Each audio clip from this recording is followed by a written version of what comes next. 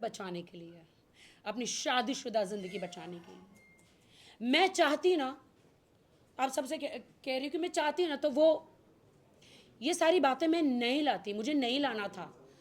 इंसान चुपचाप भी अलग अलग हो सकता है, जो लोग करते हैं, जो बड़े बड़े सेलिब्रिटी करते हैं। बट मैंने सोचा ठीक है, मैं तो चुपचाप चली जाऊंगी, लेकिन फिर उन लड़कियों के साथ क्या होगा जो फिर से मेरे साथ जो खिलवाड़ हुआ। मैं खुदा को बोली, मैं क्यों, वाई मी। तो अभी पता चला कि मैं बोल्ड हूँ। जब गीदड़ की मौत आती है तो वो कहाँ जाता है, शहर की तरफ, कहते हैं ना। तो वैसे ही मैसूर से उनका यहाँ पे मुंबई में आना, ये जर्नी रहा मेरी लाइफ में आना और ये ब्लास्ट होना। आप यकीन मानिए, खुदा की कसम, मेरी माँ की कसम, वो लड़कियों, जो लड़कियां हैं, जो मेरे हस्बैंड जो अभी जेल में हैं, उन्होंने जो लड़कियों की ज़िंदगियां भाई बर्बाद करी है, उन लड़कियों के आप वीडियोस मैसेजेस देखेंगे, लड़कियां मुझे हाथ पैर जोड़ रही है कि आप ही एक हो, इन्होंने हमें इतना मारा है, कभी एक्सीडेंट करवा दिया, कभी बहुत कुछ करवा दिया, कभी कुछ करवा दिया, कभी ब्लैकमेल किया, ऐसे ऐसे वीडियोस बना बना के।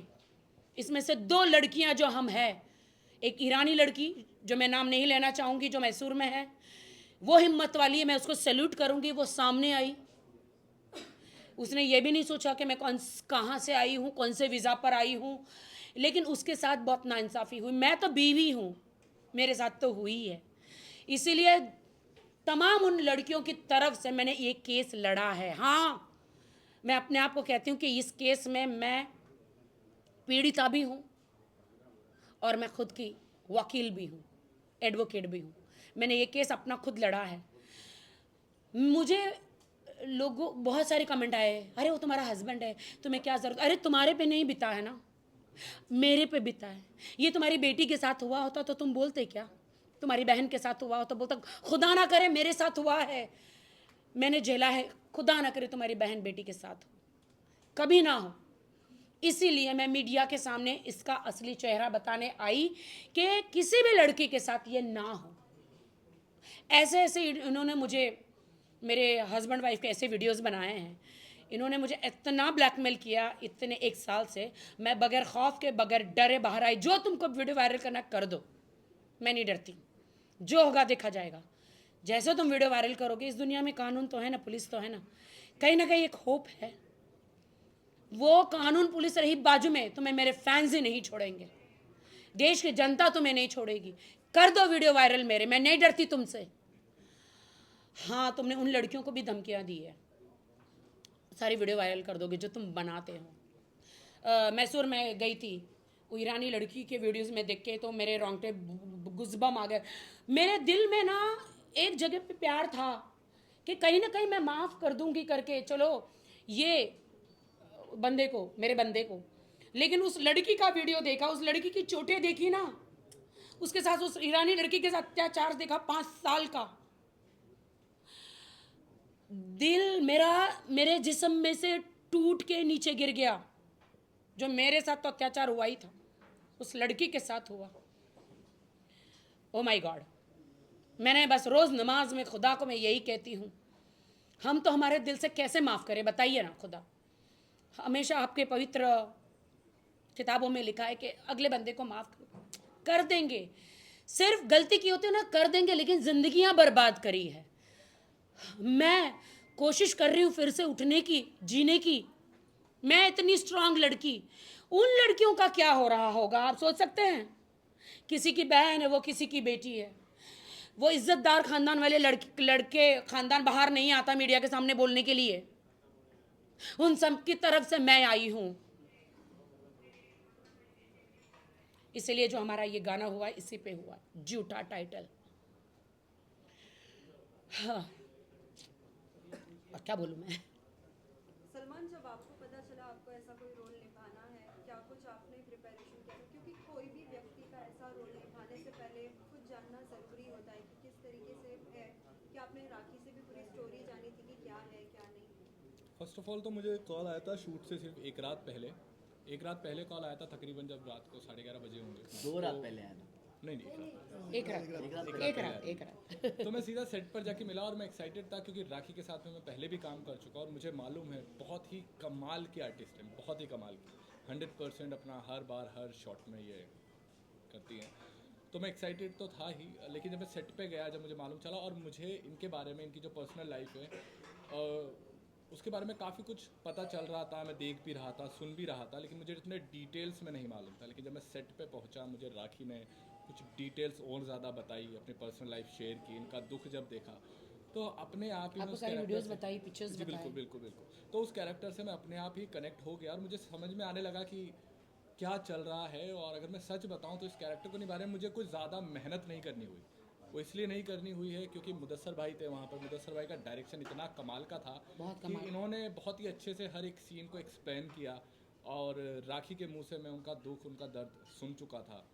तो उस कैरेक्टर को प्ले करने में मुझे सच में मतलब बहुत ज़्यादा मेहनत नहीं करनी पड़ी है। एक जब आपको अच्छी टीम मिलती है, एक अच्छा प्रोजेक्ट मिलता है, और अभय सर ने जो जो प्रोडक्शन किया है पूरे सॉन्ग का, वो काबिल तारीफ़ है क्योंकि इतने कम वक्त में इतना बड़ा गाना बना देना, उसके लिए एक बढ़िया टीम खड़ी देश की कर देना। जनता एक बार ये गाना देखे। बिल्कुल बिल्कुल। पूरे देश की जनता हमारी कितनी, एक बार ये पूरा गाना देखिए। तो अभय जी ने बहुत ही अच्छे से कमाल से वो काम किया है क्योंकि इतना बड़ा गाने को करने के लिए इतनी जल्दी जल्दी से तैयारियां कर लेना उतना आसान काम नहीं है। तो all thanks to you sir. और हमारी म्यूज़िक टीम इतनी प्यारी है, माइंड ब्लोइंग।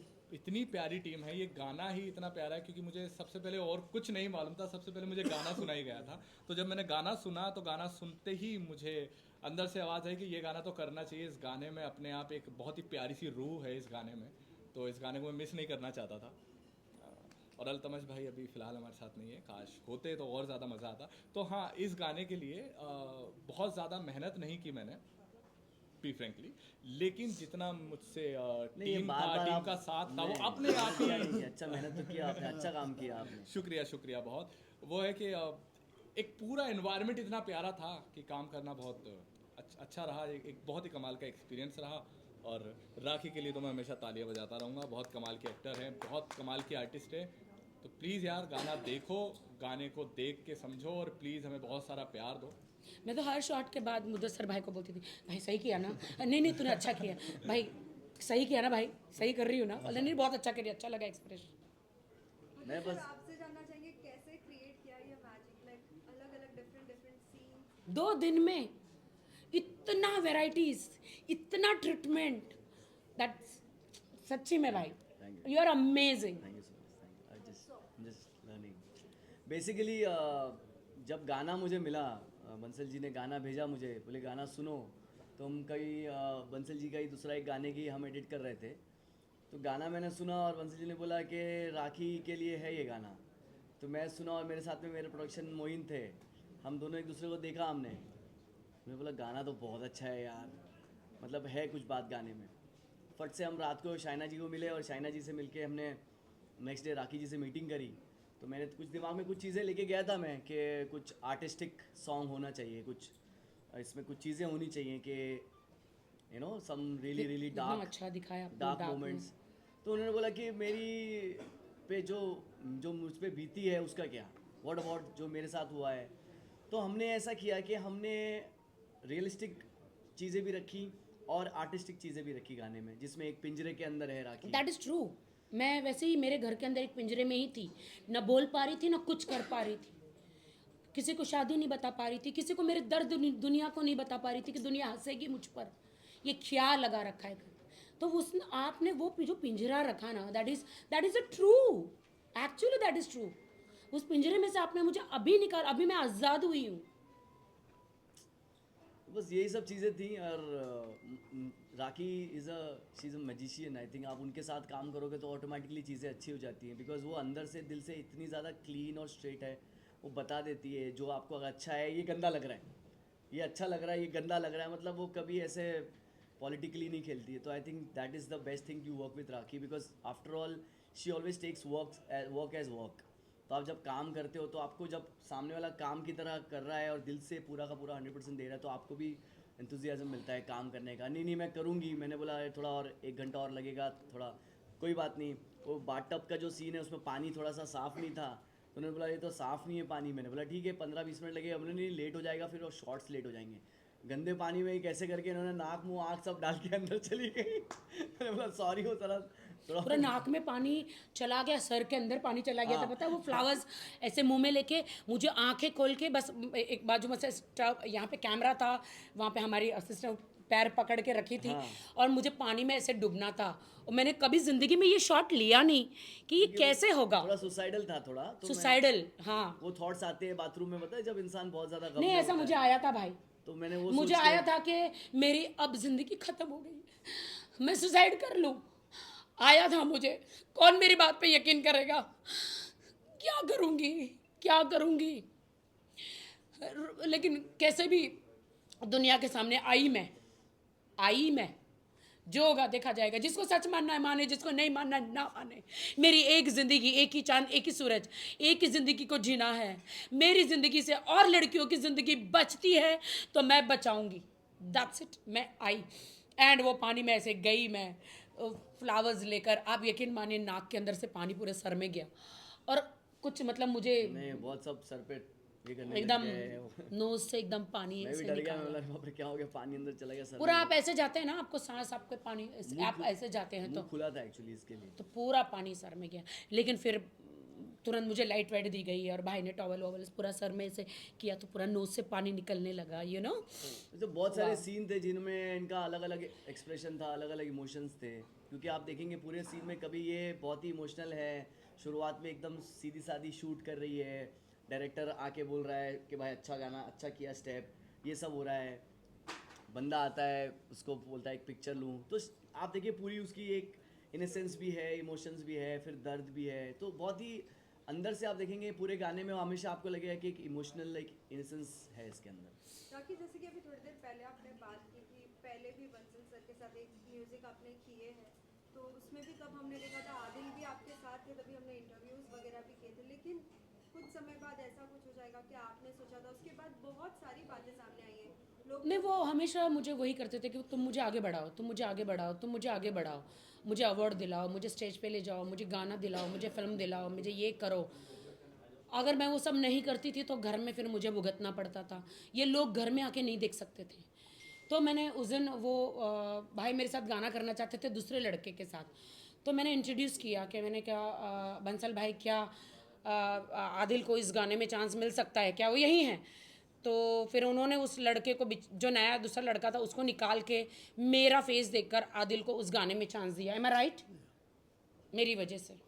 वेल बहुत सारी बातें सामने आई। लोग बहुत सारे कमेंट्स हम भी पढ़ते हैं, आप भी पढ़ते हैं, सभी पढ़ते हैं। लोग बोलते हैं कि क्या आपने उसके पहले उनका बैकग्राउंड नहीं देखा था राखी, क्योंकि राखी इतनी स्ट्रॉन्ग। बैकग्राउंड देखा था मैंने, मैं मैसूर गई थी।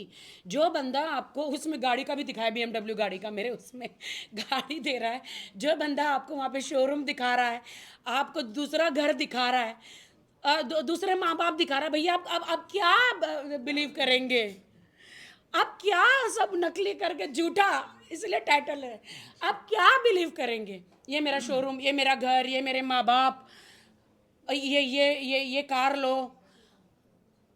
क्या मैं विश्वास करूं? हाँ मेरे साथ हो चुका है सेम चीज। मेरे हस्बैंड ने भी, एक्स हस्बैंड ने सेम नकली माँ बाप और घर सब कुछ सब देखिए, सच बात है। देखिए ना आप लोग, ऐसा हुआ तो मैं अभी सारा काम धंधा छोड़ के वापस मैसूर में कहाँ बैठी रहूं मैं?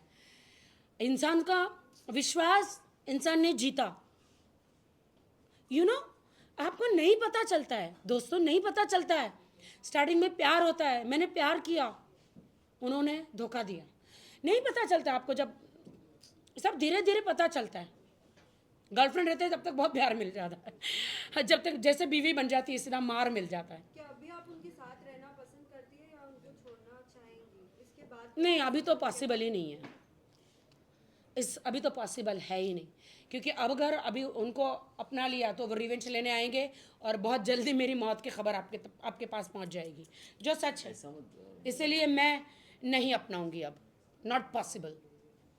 और मैं जीना चाहती हूँ और मैं काम करना चाहती हूँ, you know. And let's talk about my this song झूठा।